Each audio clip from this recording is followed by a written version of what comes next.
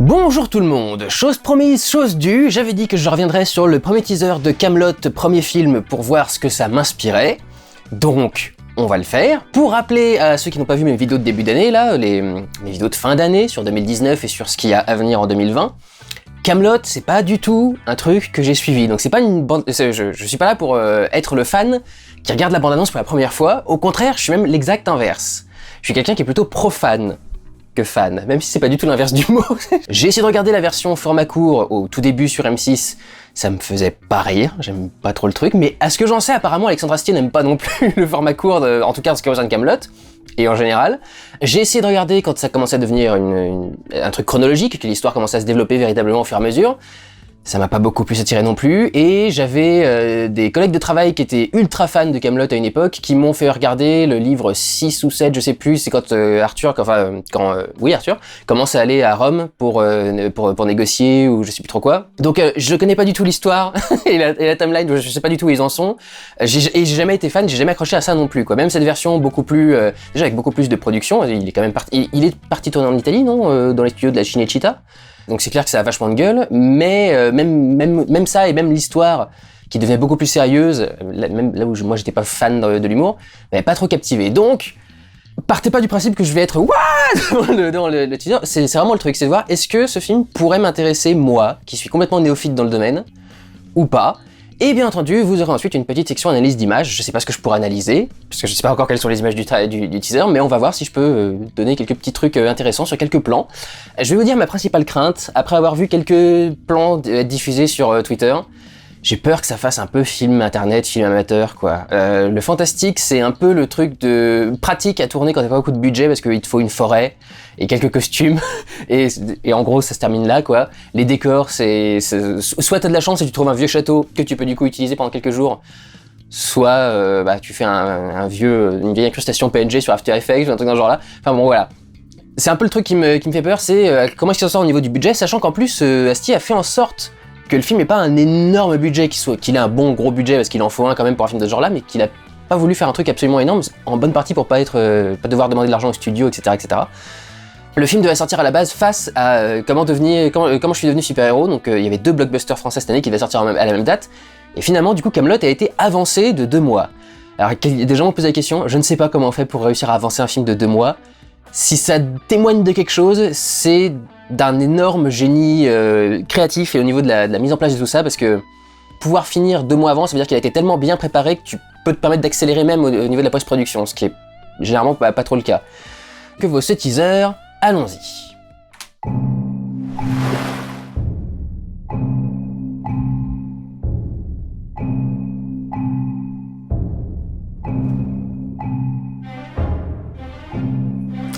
J'allais dire que les costumes étaient cool, mais d'un seul coup, il y a eu le petit château abandonné.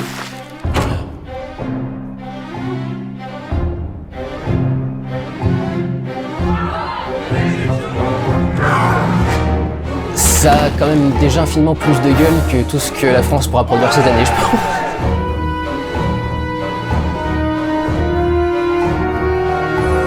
Ah, puis il y a tout le monde.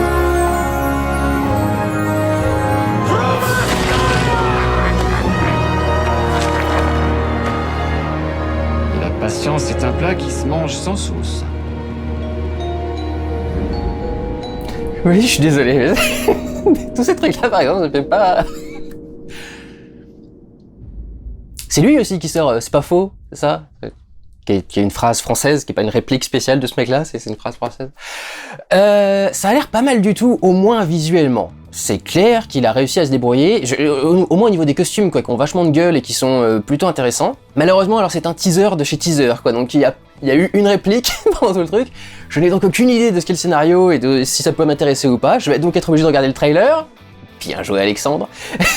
Donc du coup, je peux pas trop dire si l'histoire me passionne ou pas, mais c'est clair que déjà rien qu'avec ce qu'on vient de voir là, ça a un petit peu de gueule et ça a l'air plutôt intéressant. Alors on va revenir tout de suite, vu que j'ai pas grand chose à dire sur le scénario et sur le reste, on va revenir tout de suite sur une petite analyse d'image. Petite aparté vite fait avant de rentrer dans le truc. À tout hasard, j'aimerais bien, pour faire ces vidéos, avoir un système avec une tablette Je sais pas comment ça fonctionne, en fait, c'est ça le truc, c'est pour ça que je vous demande. En fait, je voudrais avoir des conseils pour savoir comment je pourrais avoir un truc pour pouvoir prendre mes images comme ça, les images du trailer, genre juste regarder la vidéo sur YouTube, sur une tablette ou un truc, et genre arrêter le truc et vous faire des annotations avec un stylet que je puisse capturer et vous mettre ensuite dans mon montage pour vous montrer plus facilement les choses, parce que c'est quand même pas très pratique de vous décrire les choses vite fait et d'espérer que vous les trouviez ensuite dans l'image. Donc voilà, si quelqu'un avait un petit conseil là-dessus, comment est-ce que je pourrais avoir un système pour faire exactement ce que je viens de vous dire, c'est-à-dire diffuser la bande-annonce, faire une petite pause, mettre des annotations, etc. et ensuite avoir la vidéo sous la main et la mettre sur le montage. Dites-moi, ça m'intéresse. Premier truc que je voudrais, qui peut être intéressant à dire du coup avec ce plan, les tournages en mer sont toujours une catastrophe. Quand on tourne un film professionnel, on fait en sorte que la ligne d'horizon soit parfaitement droite. Quand on tourne sur un bateau, les chefs opérateurs se pètent un câble parce que tu peux pas c'est ce qu'on appelle faire la bulle. La bulle, c'est être sûr que la caméra est parfaitement perpendiculaire au sol et que la ligne d'horizon est bien droite. Parce que du coup, il y a une bulle qui permet de voir si les trucs sont droits. Et donc, on fait une bulle pour être sûr que le truc est bien droit. Et on ne peut pas buller sur l'eau. C'est ce qui paraît paradoxal, hein. Dans l'eau, il y a des bulles, mais on ne peut pas faire la bulle quand on est sur l'eau. Donc on peut forcément se retrouver avec des plans qui sont un peu penchés comme ça. Le petit truc qu'on peut noter, c'est qu'il y a un travail des couleurs qui est déjà fait ici, parce que il savait donc évidemment que le ciel et l'eau seraient bleu grisâtre, peut-être vert si dans certaines régions de Bretagne, mais bon, généralement c'est bleu et grisâtre. Du coup la dune derrière avec sa couleur terre, le bateau avec sa couleur bois, la voile couleur rouge, les centurions qui sont dessus, enfin je sais pas ce que c'est comme si c'est des centurions, des romains, des quoi que ce soit, avec leur costume marron, etc. Tout ça fait une homogénéité de couleurs qui se détache par rapport à l'océan lui-même, qui va forcément remplir la moitié du cadre parce que c'est le truc le plus gros. Intéressant déjà au niveau du travail des couleurs. Et du coup, il en profite aussi pour travailler une certaine lumière intéressante, vu qu'il tourne en extérieur. Alors, je crois qu'il y avait déjà pas mal de trucs de Kaamelott qui étaient tournés en extérieur, mais alors tourner du coup sur l'océan, ça fait production value en plus, quoi. C'est toujours plus compliqué de tourner un truc sur l'eau, donc quand on sort de la télévision, faire un truc sur l'eau, c'est un truc qui est déjà pas mal. On peut aussi le faire à la télévision, mais généralement on va beaucoup plus souvent gruger, faire style qu'il est en mer, mais pas vraiment. Ça offre une certaine production value. Et là en plus il en profite du coup pour avoir le soleil qui éclaire sur le côté, avec qui dessine du coup en silhouette les personnages pendant qu'ils arrivent, qui fait l'éclaircie qui éclaire juste le côté du radeau là. Assez joli au niveau de la lumière. Alors là un travail assez intéressant de la pénombre, avec des lumières qui arrivent uniquement par ces petits soupirails là, ces petites ouvertures qui permettent de faire rentrer quelques petits raies de lumière très précis. Donc il travaille une atmosphère très enfumée pour que la lumière se reflète un petit peu partout et pour que ça rehausse un petit peu tout le reste, mais ça travaille une ambiance particulièrement pesante. Donc il va probablement y avoir des discussions d'invasion ou de défense au contraire. Et on voit ce changement de point du coup avec les personnages qui s'éloignent, qui libèrent donc le point qui peut aller ensuite se faire derrière eux sur ce nouveau personnage. Soit le personnage vient d'arriver dans la conversation, soit ça fait longtemps qu'il est silencieux et on va du coup avoir d'un seul coup un truc comme ça. Ce genre de plan va permettre de transmettre l'autorité de la scène au personnage qui va du coup être au bout de ce changement de point et au fond de ce plan. Je ne sais pas, ça ressemble un peu à un Chabat ça, non ? Ou Arthur avec une très grosse armure, je sais pas. Là aussi, petit truc tout basique, hein, mais la carte est dans des tons grisâtres et bleus et ils mettent l'écusson avec la cire rouge, bien rouge au-dessus. Ce qui fait un contraste de couleurs qui est vachement intéressant et qui pète bien et qui est assez joli. Et en plus, il y a l'idée métaphorique du sang, avec cette grosse tache rouge sur la région, donc c'est genre on va attaquer cet endroit et ça va être on va transformer ça en champ de ruines, quoi. Donc là ici encore une fois, on peut voir le choix d'un décor très particulier et très spécifique et intéressant pour du coup le cinéma, c'est un désert. Pour ceux qui sont pas au courant, il y a la série Mandalorian là qui vient de se faire. Et ils ont révélé enfin leurs astuces de tournage. Ils ont utilisé en fait pour tous les extérieurs dans ce genre-là, des moments où les personnages étaient dans le désert, ils ont utilisé un écran de projection, une LED, au lieu d'utiliser un fond bleu de base et remplacer en post-production, ils avaient directement un écran de LED qui projetait le décor sur le tournage. Les grands espaces comme ça sont impressionnants et compliqués à tourner parce qu'il faut déplacer toute une équipe dans des environnements qui sont pas forcément très pratiques pour tourner. Donc du coup, ça a de la gueule assez facilement parce que l'image elle-même te fait sentir que oui, ça doit être compliqué à tourner, quoi. Et ça te fait des cadres qui peuvent du coup être très ouverts. Vous voyez, les personnages sont tout petits sur un très grand paysage. Et deuxième plan dans le désert assez joli, un plan qui est en contre-jour et qui étant en contre-jour dessine une silhouette. Alors c'est cool parce que je vais pouvoir vous expliquer ce truc-là. Le contre-jour, on fait pas plus simple que le plan qui est là pour vous l'expliquer, filmé face au jour. Filmé dans la direction par laquelle arrive la lumière. Ce qui est terrible pour une caméra, parce que les caméras ont toujours une luminosité maximale, un blanc absolu, et une luminosité minimale, donc le minimum d'éclairage nécessaire pour avoir une scène. Si tu te cadres sur le truc le plus brillant de toute la scène, tout le reste va être noir. Donc c'est compliqué à gérer le contre-jour, soit tu trouves un moyen de le rehausser avec des lumières en intérieur pour remettre de la lumière qui arrive de manière très très forte, qui pourra essayer de compenser la lumière du soleil. Généralement, tu mets des très très gros projecteurs. Soit tu assumes complètement le contre-jour en faisant ce genre de plan qui résulte donc en une silhouette. La silhouette étant donc le moment où les personnages sont uniquement découpés en silhouette noire, ce qui instaure un petit côté un peu mystique. D'un seul coup, t'as l'impression que le monde passe en 2D, on a l'impression que le monde est en 2D là-dessus, c'est de l'animation presque. Ça donne un sentiment très, très particulier, généralement pour les trucs qui sont un peu mystiques, ça peut bien passer. Alors là aussi, un plan assez intéressant pour travailler les lumières, la pénombre, et vous voyez les raies de lumière qui arrivent depuis les soupirails, depuis les ouvertures sur les murs. On a donc un travail de lumière tamisée en général, qui est rehaussé sur les personnages les plus importants, avec ces lumières qui sont donc naturelles, qui sont donc intégrées directement dans le décor, avec ces 2 lampes torches, qui rehaussent des 2 côtés le visage de l'actrice. Il y a aussi une ouverture apparemment qui doit lui amener un peu de jour sur le visage, et qui permet de la faire ressortir par rapport au décor derrière elle, ce qui est important parce qu'elle a une robe qui est extrêmement sombre, très classe aussi d'ailleurs, mais extrêmement sombre et bleue, et donc qui se raccorde avec le reste du décor, donc elle pourrait se mélanger dedans presque, mais on veut pas la détacher du truc probablement parce qu'elle appartient à ce décor.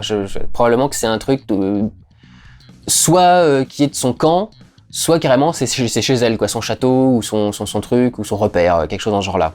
Et alors il y a des espèces de gardes bizarres derrière eux, avec des espèces d'énormes chapeaux en touffe blanche et pyramide, là, ça a l'air super space.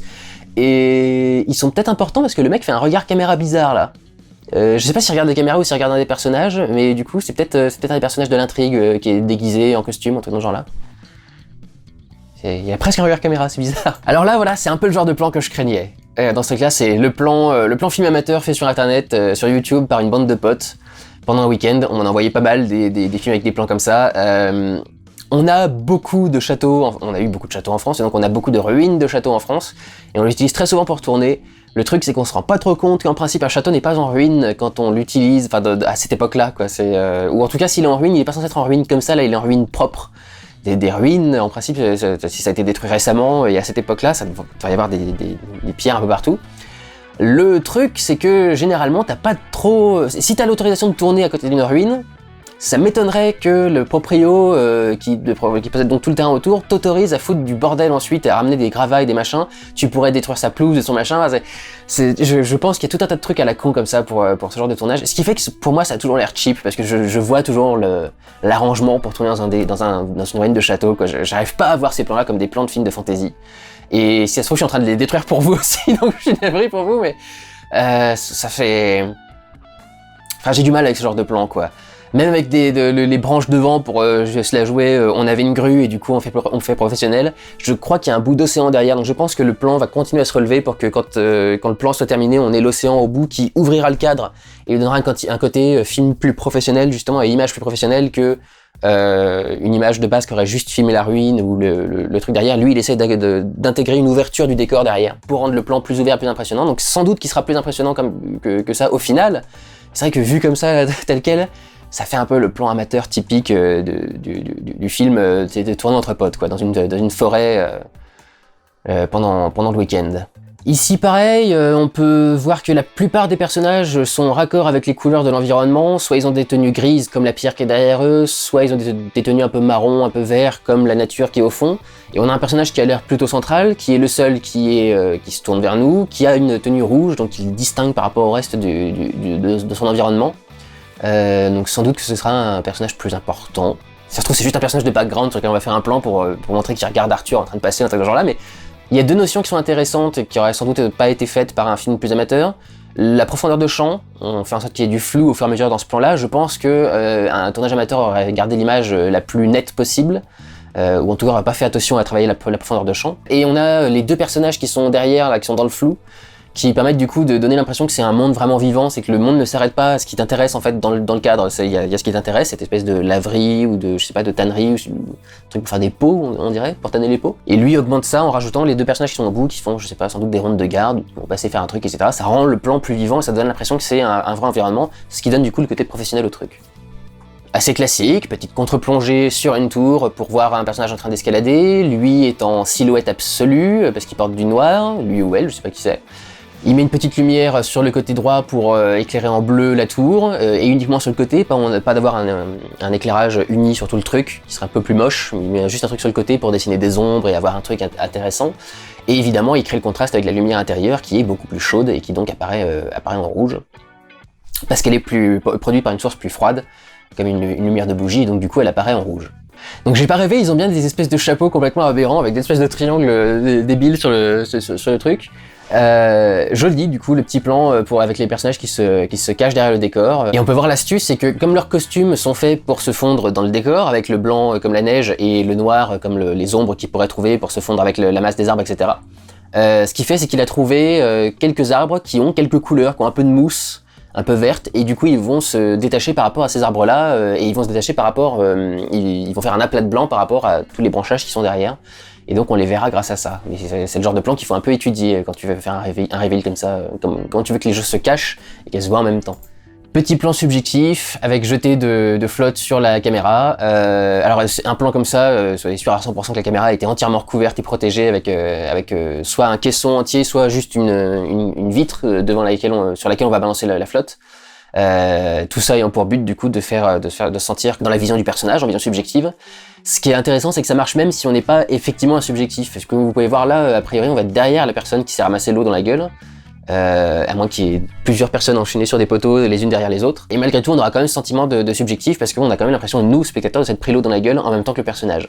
C'est rigolo de voir justement que, alors que le truc très clairement n'est pas un subjectif, mais fonctionne comme un subjectif, et tu passes quand même, quoi. Comme si en fait le subjectif c'était le subjectif du spectateur dans la scène, derrière le personnage et à côté de lui du coup. Je me demande s'il a pas tourné en lumière naturelle, parce que là donc du coup le personnage est éclairé par les restes de réfraction de la lumière extérieure par la pièce intérieure dans laquelle il est. Alors soit la pièce, soit il y a des réflecteurs, des stagiaires, ou des mecs de la lumière qui sont avec des réflecteurs, donc des grands panneaux blancs ou argentés qui réfléchissent la lumière. Il est éclairé de façon assez intéressante alors qu'on est en contre-jour un petit peu du coup là, on n'a pas le soleil directement dans la gueule, mais on est en contre-jour quand même. Vous pouvez voir que le côté là par exemple l'encadreur de la porte elle est entièrement noire de ce côté là, donc en parfaite silhouette. Donc la lumière vient de par là, l'autre cadre est plus éclairé. L'inverse pour vous, la lumière vient de par là et ce cadre là est éclairé. Ce qui fait du coup une jolie lumière, ça fait une lumière un peu rouge sur lui, alors que j'ai l'impression que l'environnement était plus froid à l'extérieur, ça a fait une lumière un peu moins jolie. Là du coup avec le rouge ça rend un truc un peu sympa. Et il y a du coup un surcadrage qui est travaillé par la porte, qui recadre presque le cadre en 16/9. Ça, j'ai l'impression que ça a l'air d'être du 16/9 là. Je sais pas si ça aura une utilité dans le film, mais peut-être que ce sera pour un moment un peu pour se concentrer sur ce personnage-là, pour montrer qu'il va se décider à faire quelque chose. Je sais pas si c'est un personnage connu de la série ou pas. Il a l'air jeune pour être un personnage connu de la série, mais il aura peut-être un truc assez important, parce que surcadrer comme ça se fait pas tout le temps. C'est peut-être simplement parce que ça n'a pas forcément un sens dans les films, hein, tous les choix de trucs. Donc ça peut juste être que dans la situation qu'on avait à filmer, c'était intéressant de le cadrer comme ça et de surcadrer du coup la porte. C'est pas forcément une volonté de le surcadrer, c'est peut-être juste un hasard, il a été géré dans le cadre, mais c'est peut-être juste un hasard causé par le décor, quoi. Ce plan-là fait ultra Gandalf. Donc je crois que c'est Merlin lui, non? C'est pas Merlin l'Enchanteur? J'ai l'impression qu'il va y avoir un passage à la Gandalf, on a l'impression qu'il est dans la mine de la Moria, là, avec il y a la même colorimétrie, il a presque la même coiffure, les mêmes vêtements, donc ça pourrait être un truc rigolo. Je trouve qu'il est juste dans son atelier en train de faire une magie, mais bon voilà. Alors ce plan-là, pour le coup, il est très joli à regarder. On va retrouver le travail de la lumière. Donc a priori, j'ai l'impression qu'il y a un travail de la lumière naturelle effectivement dans le film, parce que la petite bougie, vous voyez, qui est de ce côté-là pour vous, enfin il y en a une de chaque côté, elle éclaire vite fait son avant-bras là au mec, au figurant qui est devant. Mais alors pour le reste, il est dans l'ombre totale. Ces draps blancs là qui vont complètement surcadrer la scène. Il va mettre des personnages derrière pour qu'on ait la sensation que le cadre est vivant, que c'est pas juste un truc artistique recadré, etc. J'ai l'impression que toute la salle a des grands draps partout, ça peut être assez joli à voir. Et donc du coup, ça te concentre sur la table qui est au milieu, qui va probablement être la table des négociations où sont tous les seigneurs, et la table où on prépare les stratégies de guerre, etc., etc. Mais c'est vrai que du coup, il y a un sentiment qui est très noble, très sombre en même temps, grave. Et en même temps qu'il y a une certaine féerie qui est évoquée par ce travail d'ajouter des fleurs à l'intérieur du décor qui sont en train de pendre au-dessus, là, ces jolies fleurs bleues qui sont au milieu de ce décor qui en principe est très désaturé. Il y a que du blanc, du beige, du noir, du marron, il y a un petit peu de rouge avec les lumières de bougie, mais vite fait, très vite fait. Et on a une lumière très jolie qui découpe, qui arrive sur le côté d'une fenêtre et qui fait une silhouette sur certains des draps qui sont derrière. Les personnages qui sont sur la table sont du coup attirent l'attention parce qu'ils sont bien cadrés comme ça, mais ils sont un peu en pénombre, donc ils sont un petit peu difficiles à voir aussi, donc tu sens qu'il y a une question de manigance, que les personnages ont envie de se cacher un petit peu. Très joli ce plan-là, pour le coup. Très bien composé, très bien étudié, ça va être assez intéressant. Encore un travail du surcadrage, ici par une porte, avec pour le coup une colorimétrie complètement différente. On était dans le bleu avec les personnages d'avant, là on est dans le rouge partout. Il y a un personnage qui porte du bleu derrière pour avoir un petit peu de contraste, sans doute pour pas que tout fasse surcharge de rouge. Mais il y a clairement un travail de contraste entre les deux clans. Peut-être qu'ils vont être ennemis. Je ne sais pas. C'est des Asiatiques, j'ai l'impression, non? J'ai pas du tout suivi Camelot, donc peut-être qu'on est en guerre contre la Chine, contre les Mongols, ou je sais pas trop quoi. Les Huns. Ah, les costumes ont de la gueule. Les costumes ont vraiment de la gueule.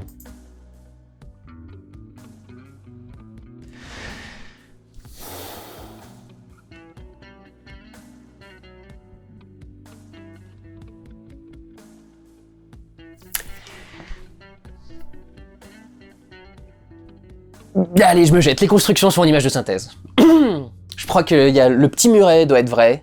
Les figurants sont probablement vrais. Je suis presque sûr que tout le village qui est derrière là est en image de synthèse et qu'il n'existe pas pour de vrai. Il y a un côté trop précis, trop net, trop lisse. Même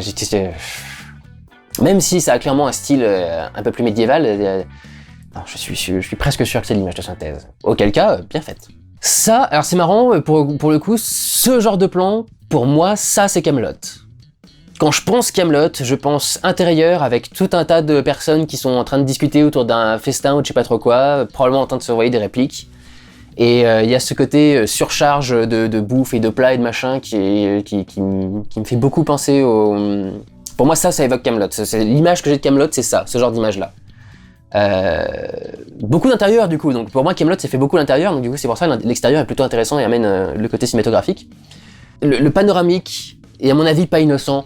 Je pense que oui, du coup en série télé, on aurait genre un nombre très limité de plats comme ça, avec plein de trucs dedans. Et du coup en fait on ferait toute la scène en champ contre champ, pour déplacer les plats d'un plan à l'autre, pour donner l'impression que le banquet est vraiment énorme et que la pièce est remplie, et à la télé on n'aurait pas les moyens de le faire. Et là au cinéma il peut se permettre de faire un panoramique parce qu'il a eu le budget pour... il a dit non, vous allez me faire toute la pièce, et toute la pièce va être remplie de bouffe, et je vais tout filmer en un plan. Ça peut être un petit délire comme ça pour essayer de sortir un peu de l'aspect série. Et il y a cet éclairage zénithal très particulier, avec cette espèce d'ouverture sur le dessus là, qui fait tomber net la lumière du soleil. C'est assez joli du coup pour éclairer l'intérieur. Ce plan là aussi par exemple il est très bon pour montrer le côté cinématographique du truc.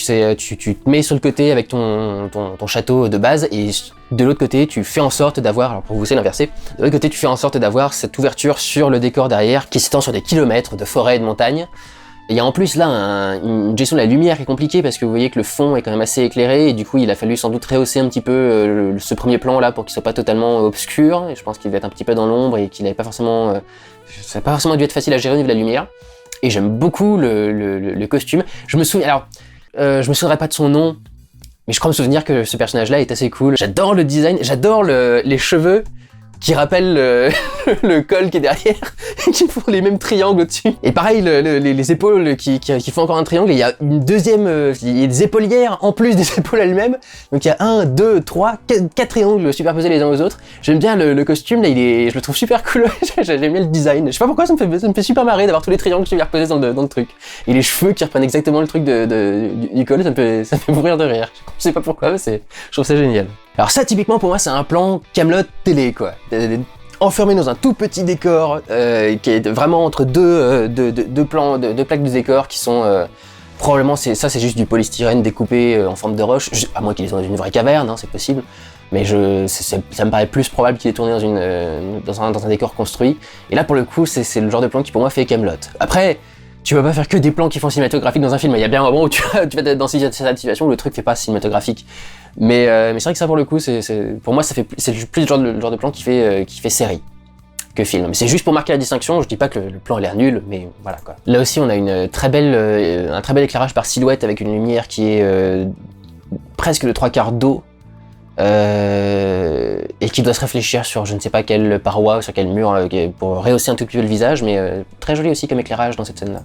Là, ce plan-là, il est très joli aussi, un beau gros plan, du coup tu as tout le détail, la texture de son manteau et toute sa fourrure là sur le côté. Scène éclairée par une seule source de lumière, on dirait, tout le fond a l'air sombre, il y a peut-être une petite ouverture là, une porte derrière lui, et toute la lumière vient du même côté de l'image, ce qui fait du coup un éclairage assez direct. Ça dessine bien les ombres, ce genre d'éclairage, du coup ça permet de bien dessiner les textures, les profils, etc. Donc c'est vraiment assez joli. Alors ça pour moi pareil, c'est un plan qui fait un peu plus série télé, mais j'ai l'impression qu'il y a un personnage qui est en train de surprendre le groupe là, donc c'est intéressant qu'il soit bien enfermé dans le groupe, comme si c'était dans leur petite manigance, et d'un seul coup t'as le mec qui débarque en bord de cadre, qui est dans leur truc. Et vous voyez comment il a travaillé le truc encore une fois, on a un décor qui est principalement blanc, avec les arbres morts et la neige en dessous, et tous les costumes sont marrons, sombres.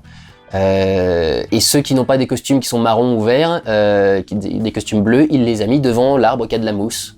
Donc là aussi, intéressant de voir comment tu fais en sorte que les couleurs ressortent par rapport au décor à chaque fois. Là aussi, jolie petite scène d'intérieur avec un éclairage particulier. Alors il y a un feu qui éclaire derrière, il doit probablement y avoir un feu derrière la caméra. Ou un truc qui le reflète en tout cas, parce que les personnages qui sont dans le premier rang là en face en train de faire ça sont bien éclairés, mais vous voyez que tous les personnages qui sont derrière eux sont complètement dans le flou, dans le noir plutôt. Il y a du flou aussi, mais ils sont complètement dans le noir, dans l'obscurité.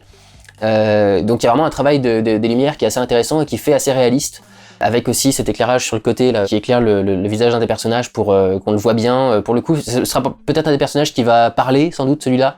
Et c'est pour ça que du coup ils sont mieux éclairés, ils ressortent plus, parce que pour attirer plus l'œil dans le plan plutôt que de se concentrer sur le mec qui sera au fond de la foule en train de regarder la caméra ou de faire je sais pas quelle connerie pendant la scène. Là aussi un beau travail des lumières avec le côté éclairé, le côté dans l'obscurité, et du coup ça dessine les textures du col là qui a l'air assez joli avec ces espèces d'écailles, la coiffure qui est super space, qui va bien sortir aussi. J'ai l'impression que niveau costume et coiffure, le mec s'est bien déchaîné quoi. J'espère qu'il sera au moins au César pour ça. Là pareil, le costume de bédouin, très sympa. En rouge, donc qui se distingue par rapport au bleu du ciel et au jaune du désert. Là en plus on est dans la nuit qui tombe, donc on a un aspect bleuté qui débarque et le rouge ressort encore plus avec le côté bleuté. Et tout ce côté détail avec le petit bandeau avec les grelots qui pendent et tout le bordel. Et là aussi une lumière quasi réelle, hein, avec le soleil couchant sur le côté qui est en train de dessiner légèrement, vous voyez, il y a à peine de quoi éclairer son œil et son nez, mais juste de quoi voir son visage et faire un éclairage assez subtil du coup en lumière naturelle. Et il y a le feu derrière en plus qui ramène un petit peu de lumière intéressante dans le cadre, donc c'est plutôt joli encore une fois. C'est un décor ça, c'est un décor de studio. De la pierre travaillée comme ça. Je sais pas. Mais on peut voir encore une fois un travail de lumière qui est intéressant. Les pierres sont éclairées par la lumière extérieure, donc assez claire. Le fond est complètement sombre, et lui a un costume assez sombre, en général, qui le fait appartenir à ce décor. Alors, je sais plus, je crois que c'est un personnage récurrent, Clavier, hein, dans le truc. Je sais pas s'il est gentil ou méchant plutôt dans l'histoire, mais là c'est plutôt une présentation de méchant, notamment avec la tenue. Et donc ce qui est intéressant, c'est que sa peau pour le coup ressort par rapport à tout ça, par rapport au fond du décor. Ce qui peut peut-être laisser passer un côté double visage, mais surtout qui fait qu'on le trouve bien dans le décor, qu'on le voit bien, qu'on se concentre bien sur son visage. Tout de suite, c'est lui qui attire, qu'on a des choses qui sont très unies sur le côté. Un trou noir au milieu qui attire vers lui, et son regard et son visage qui sont vachement visibles. Et il y a les motifs sur sa tenue là qui sont d'une façon un peu d'une matière un peu réfléchissante, ce qui ramène du coup des reflets sur lui, ce qui rend pas le truc complètement plat. Là, je vais un peu me répéter, mais voilà, l'éclairage sur le côté, l'ambiance très brumeuse derrière pour aider aussi la lumière à se réfléchir un peu partout. On est à un moment dans la pièce où il y a tous les draps qui sont tendus, il y a les plantes bleues là qui pendent. Là, le plan est plutôt joli parce que, bon, on est en plein jour quand même, hein, mais on est en principe dans une zone qui est censée être à l'ombre, qui est donc éclairée parce que la lumière se réfléchit de partout, parce qu'on est dans une zone enneigée et du coup la neige réfléchit la lumière de partout, et ce qui fait qu'on a des ombres un peu bleutées comme ça qui permettent, mais qui sont quand même assez éclairées et qui peuvent donner des images assez jolies, assez particulières. Dans une série, ce serait moins faisable, je pense, parce qu'il pourrait pas tourner exactement au moment de la journée où il a envie, il faudrait qu'il se précipite pour certains trucs, où il peut louper l'heure pour tourner, donc voilà, c'est sans doute un plan qui est beaucoup plus facile à faire au cinéma. Le classique plan sur la personne enfermée dans une cage, suspendue dans l'univers médiéval, avec la lumière qui arrive des grilles qui sont au-dessus et l'atmosphère enfumée qui fait que tu vois tous les petits traits qui dessinent les raies de lumière autour du truc, et qui éclaire le prisonnier par le dessus, parce qu'il est prisonnier sous terre, la lumière est à l'extérieur, inatteignable, et les teintes bleutées évidemment. Ce plan-là, je saurais pas dire si c'est des lumières naturelles, si c'est une nuit américaine.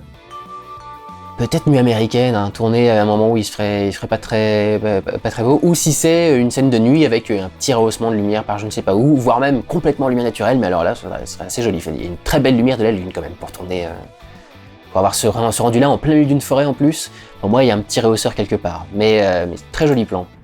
Alors là, j'aurais beaucoup de mal à croire que tout ça a été tourné pour de vrai et qu'il n'y a pas quelques catapultes en images de synthèse dans le truc. C'est un peu le truc aussi compliqué de ces histoires de Camelot et de fantasy, quoi. C'est que tu dois créer des scènes de baston qui ont de la gueule et qui sont assez impressionnantes. Il y aura probablement une bonne utilisation d'images de synthèse dans le truc, et alors s'il y en a ici, elles se voient pas trop. Donc il y a du bon boulot, quoi. Il y a des films au budget américain qui, dans leur premier teaser et trailer, n'ont pas des effets spéciaux aussi aboutis que ceux-là, si ce sont des effets spéciaux. Si c'est des vrais catapultes, c'est des vrais catapultes, hein, mais j'ai l'impression qu'il y en a beaucoup. Comme Les Figurants d'ailleurs, ou un film qui en principe, apparemment, essaie de se faire sans trop avoir un budget monstrueux, quoi. Et puis les autres plans, j'ai pas grand chose à dire. Là, on retrouve encore travail de lumière en silhouette avec le bleu pour se détacher des couleurs chaudes environnantes. Là, on se retrouve à nouveau avec l'intérieur, les lumières assez obscures, l'éclairage sur le côté. Et puis le plan final sur les deux personnages les plus appréciés du truc, il me semble. Hein. C'est eux, Karadoc et Perceval, je crois. Dans une petite scène intérieure éclairée par un feu, probablement en pleine nuit. Vous voyez que la profondeur de champ les distingue bien violemment par rapport au reste. Là aussi, ça a un petit côté un peu plus cinématographique, même si c'est le plan classique de Camelot, ces deux mecs-là, l'un à côté de l'autre, en train de dire des conneries. Voilà ce que je pouvais dire donc de ce premier teaser de Camelot premier volet. Il n'aura pas premier volet, c'est pas premier film du coup maintenant. Premier volet donc. Visuellement, ça a de la gueule, ça a l'air plutôt sympa et le mec s'est bien déchaîné. En même temps, j'ai déjà vu des films d'Alexandre Astier, il avait fait David et Madame Hansen, son premier film, j'avais fait un vlog dessus, il était vachement intéressant et avec un travail justement de la lumière naturelle énorme dans David et Madame Hansen. Je m'en souviens d'un seul coup maintenant, mais c'est vrai que Astier il aime beaucoup travailler les lumières naturelles. Donc c'est pas impossible du tout que ce soit en lumière naturelle effectivement pendant tout le truc. Ça a l'air d'avoir de la gueule, évidemment c'est son chouchou, c'est son bébé, donc évidemment qu'il a eu l'air de faire très très attention. Est-ce que ça m'intéresse ou pas? Il faudra qu'on se retrouve pour la première bande-annonce, la vraie bande-annonce, qui révélera un peu de l'histoire, parce que pour l'instant, moi... Sachant que c'est possible que ça m'intéresse, parce que finalement, de ce que j'en vois, ça a l'air d'être une histoire de guerre, une région qui est envahie ou qui est menacée, donc même sans connaître vraiment les personnages, je pense qu'il y a peut-être moyen de se jeter dans l'histoire à ce moment-là du truc, sans avoir forcément à savoir tout ce qu'il y a avant. Je suppose que le film fera tout un tas de résumés intéressants pour évoquer tout ça. Donc voilà ce que je pouvais dire sur la première bande-annonce de Camelot, le premier teaser.